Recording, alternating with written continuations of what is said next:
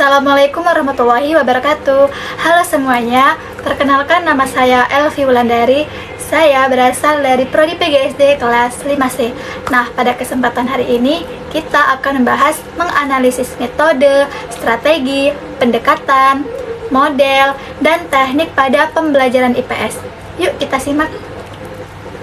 Nah, di sini kita akan menganalisis model, pendekatan, strategi, metode, dan teknik pada pembelajaran IPS, yaitu ada scientific, yang kedua ada PJBL, dan yang ketiga ada deep learning. Nah, yang pertama kita akan membahas pendekatan scientific. Nah, adapun definisi dari pendekatan scientific yaitu proses pembelajaran yang dirancang sedemikian rupa agar peserta didik secara aktif mengkonstruksi pengetahuan, keterampilan, dan lainnya melalui tahapan mengamati, menanya, menalar, mencoba, dan membentuk jejaring untuk semua mapel.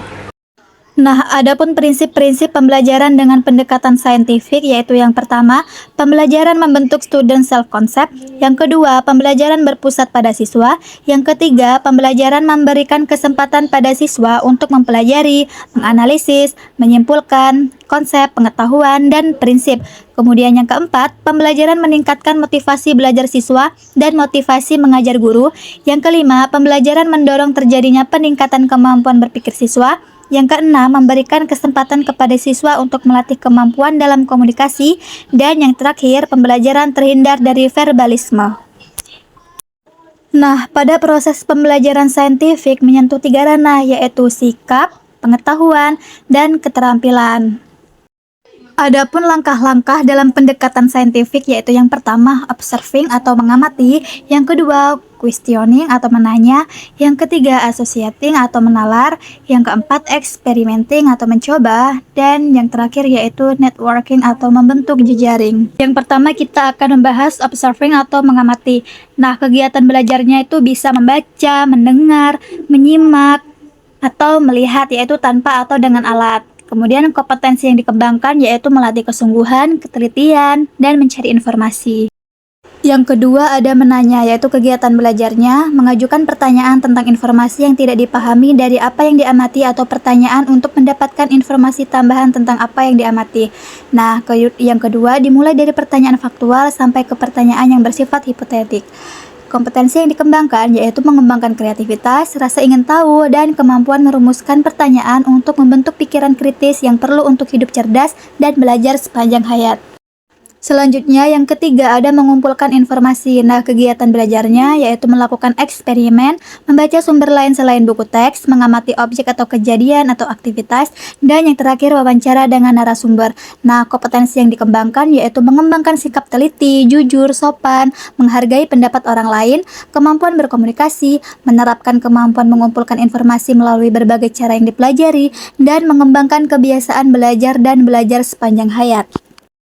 Yang keempat ada mengasosiasi atau menalar. Nah, kegiatan belajarnya yaitu mengolah informasi yang sudah dikumpulkan baik terbatas dari hasil kegiatan mengumpulkan atau eksperimen maupun hasil dari kegiatan mengamati dan kegiatan mengumpulkan informasi. Pengolahan informasi yang dikumpulkan dari yang bersifat menambah keluasan dan kedalaman sampai kepada pengolahan informasi yang bersifat mencari solusi dari berbagai sumber yang memiliki pendapat berbeda sampai kepada yang bertentangan.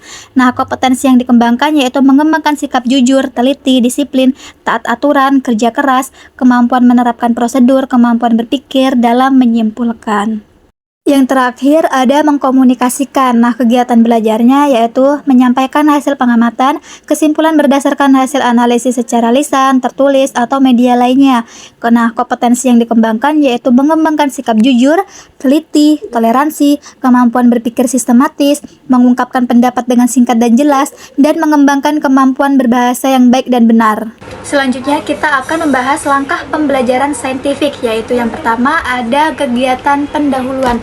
Nah, dalam kegiatan pendahuluan ada 2, yaitu yang pertama apersepsi dan motivasi, yang kedua penyampaian kompetensi dan rencana kegiatan. Kemudian ada kegiatan inti. Nah, kegiatan inti dalam pembelajaran adalah suatu proses pembentukan pengalaman dan kemampuan siswa secara terprogram yang dilaksanakan dalam durasi waktu tertentu. Kemudian yang ketiga penutup. Penutup ini ada 4, yaitu validasi atau refleksi simpulan atau simpulan bersama. Yang kedua, penilaian proses bisa lisan atau tertulis. Yang ketiga, memberikan umpan balik dan mengumpulkan hasil kerja siswa sebagai bahan portofolio. Dan yang terakhir, tindak lanjut dengan memberikan arahan kegiatan berikutnya dan tugas-tugas. Nah, adapun teknik penilaian dalam pembelajaran dengan pendekatan saintifik, yaitu yang pertama, penilaian proses. Penilaian proses ini meliputi observasi saat siswa bekerja kelompok, bekerja individu, berdiskusi, presentasi dengan menggunakan lembar observasi kinerja. Kemudian ada penilaian sikap. Nah, yaitu meliputi observasi saat siswa bekerja kelompok, bekerja individu, berdiskusi, dan saat presentasi dengan menggunakan lembar observasi sikap. Kemudian yang terakhir ada penilaian produk, yaitu pemahaman sikap, prinsip, dan pengetahuan dilakukan dengan tes tertulis. Baiklah, selanjutnya kita akan membahas model pembelajaran berbasis proyek atau Project Based Learning. Nah, apa sih itu Project Based Learning? Pembelajaran berbasis proyek atau PJBL adalah metode pembelajaran yang menggunakan proyek atau kegiatan sebagai media. Nah, peserta didik melakukan eksplorasi, penilaian, interpretasi, sintesis, dan informasi untuk menghasilkan berbagai bentuk hasil belajar. Nah, pembelajaran berbasis proyek merupakan metode belajar yang menggunakan masalah sebagai langkah awal dalam mengumpulkan dan mengintegrasikan pengetahuan baru berdasarkan pengalamannya dalam beraktivitas secara nyata. Adapun peran guru dalam model pembelajaran berbasis proyek, yaitu yang pertama, merencanakan dan mendesain pembelajaran. Yang kedua, membayangkan interaksi yang akan terjadi antara guru dan siswa. Yang ketiga, menilai siswa dengan transparan. Yang keempat, membuat strategi pembelajaran. Yang kelima, mencari keunikan siswa. Dan yang keenam, membuat portofolio pekerjaan siswa.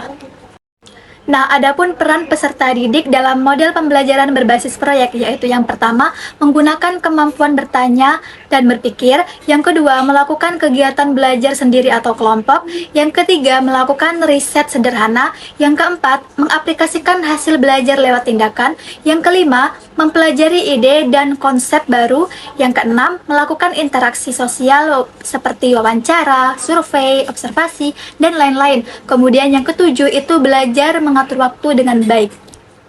Nah, adapun langkah-langkah operasional dalam model pembelajaran berbasis proyek atau Project Based Learning, yaitu yang pertama, penentuan pertanyaan mendasar. Yang kedua, menentukan perencanaan proyek. Yang ketiga, menyusun jadwal. Yang keempat, monitoring. Yang kelima, menguji hasil. Dan yang keenam, evaluasi pengalaman. Adapun keuntungan dari pembelajaran berbasis proyek atau PJBL, yaitu yang pertama, meningkatkan motivasi belajar peserta didik untuk belajar, mendorong kemampuan mereka untuk melakukan pekerjaan penting dan mereka perlu untuk dihargai. Yang kedua, meningkatkan kemampuan pemecahan masalah. Yang ketiga, membuat peserta didik menjadi lebih aktif dan berhasil memecahkan problem-problem yang kompleks. Yang keempat, meningkatkan kolaborasi. Yang kelima, mendorong peserta didik untuk mengembangkan dan mempraktikkan keterampilan komunikasi. Dan yang keenam, meningkatkan keterampilan peserta didik dalam mengelola sumber. Selanjutnya, yang ketujuh, ada memberikan pengalaman kepada peserta didik pembelajaran dan praktik dalam mengorganisasi proyek dan membuat alokasi waktu dan sumber-sumber lain seperti perlengkapan untuk menyelesaikan tugas. Yang kedelapan, melibatkan para peserta didik untuk belajar mengambil informasi dan menunjukkan pengetahuan yang dimiliki, kemudian diimplementasikan dengan dunia nyata. Yang kesembilan, menyediakan pengalaman belajar yang melibatkan peserta didik secara kompleks dan dirancang untuk berkembang sesuai dunia nyata. Yang terakhir, ada membuat suasana belajar menjadi menyenangkan sehingga peserta didik maupun pendidik menikmati proses pembelajaran. Nah, adapun kelemahan dari model pembelajaran berbasis proyek, yaitu yang pertama, memerlukan banyak waktu untuk menyelesaikan masalah. Yang kedua, membutuhkan biaya yang cukup banyak. Yang ketiga, ada kemungkinan peserta didik yang kurang aktif dalam kerja kelompok. Yang keempat, banyaknya peralatan yang harus disediakan. Yang kelima, peserta didik yang memiliki kelemahan dalam percobaan dan pengumpulan informasi akan mengalami kesulitan. Dan yang terakhir, banyak instruktur yang merasa nyaman dengan kata tradisional, di mana instruktur memegang peran utama di kelas. Nah, selanjutnya kita akan membahas sistem penilaian Project Based Learning. Nah, penilaian proyek merupakan kegiatan penilaian terhadap suatu tugas yang harus diselesaikan dalam periode atau waktu tertentu. Nah, tugas tersebut berupa suatu investigasi sejak dari perencanaan, pengumpulan data, pengorganisasian, pengolahan, dan penyajian data. Nah, tiga hal yang harus diperhatikan dalam penilaian proyek yaitu yang pertama, kemampuan pengelolaan, yang kedua, relevansi, dan yang ketiga, keahlian. Selanjutnya kita akan membahas pendekatan deep learning. Nah, apa sih itu deep learning? Deep learning adalah pendekatan pembelajaran yang menekankan pemahaman konsep dan penguasaan kompetensi secara mendalam dalam cakupan materi yang lebih sempit. Nah, deep learning mendorong siswa untuk secara aktif terlibat dalam proses pembelajaran dan menyelami topik yang sedang dipelajari, sehingga ia dapat menjelajah lebih dalam topik tersebut. Nah, ada tiga elemen utama dalam deep learning, yaitu yang pertama, meaningful, mindful, dan joyful. Kita bahas yang pertama, yaitu meaningful. Proses belajar meaningful learning ini bertujuan agar pembelajaran menjadi lebih bermakna bagi siswa. Artinya, meaningful ini dia pembelajaran bermakna. Kemudian yang kedua itu ada mindful, yaitu pembelajaran yang sadar, yaitu metode belajar yang mendorong murid untuk sepenuhnya hadir dan terlibat dalam proses pembelajaran.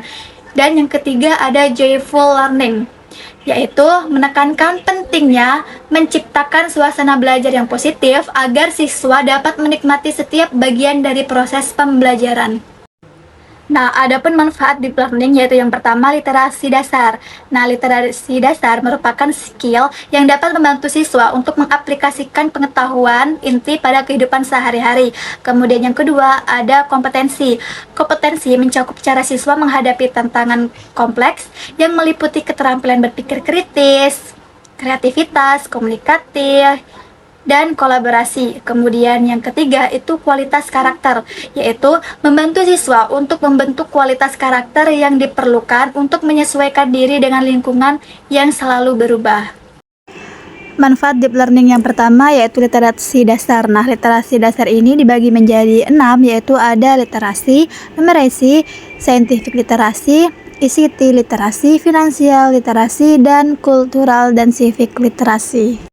Yang pertama yaitu literasi. Literasi siswa tidak hanya dibatasi pada kemampuan membaca dan menulis, tetapi juga memahami makna di balik informasi yang diserap. Kemudian yang kedua ada numerasi, yaitu siswa didorong untuk memahami konsep dasar matematika sehingga mereka dapat menerapkan dalam berbagai konteks kehidupan sehari-hari. Yang ketiga ada scientific literasi, yaitu membantu siswa untuk mengaitkan konsep sains dan kehidupan nyata dan menyelami proses penemuan ilmiah secara lebih mendalam. Yang keempat ada finansial literasi, yaitu siswa dapat memahami konsep dasar ekonomi, cara mengelola uang, dan memahami dampak dari setiap keputusan finansial yang mereka lakukan. Yang kelima ada kultural dan civic literasi, yaitu siswa memahami nilai budaya dan kewarganegaraan secara lebih mendalam, menghargai perbedaan budaya, serta memahami peran mereka sebagai warga negara yang aktif dan bertanggung jawab. Yang terakhir yaitu ICT literasi, yaitu siswa dapat mempelajari cara mengelola informasi digital dengan lebih bijak, memahami etika penggunaan teknologi, dan menerapkannya dalam kehidupan sehari-hari. Manfaat deep learning yang kedua yaitu kompetensi. Nah, kompetensi ini dibagi menjadi 4, yaitu critical thinking atau problem solving, yang kedua creativity, yang ketiga communication, yang keempat collaboration. Manfaat yang ketiga yaitu ada karakter quality. Nah, karakter quality ini dibagi menjadi 6, yaitu yang pertama rasa ingin tahu, yang kedua inisiatif, yang ketiga ketekunan, yang keempat kemampuan beradaptasi, yang kelima kepemimpinan, dan yang keenam kesadaran sosial dan budaya. Nah, itulah tadi pembahasan dari menganalisis strategi, metode, model, pendekatan, dan teknik pada pembelajaran IPS. Saya akhiri, wassalamualaikum warahmatullahi wabarakatuh.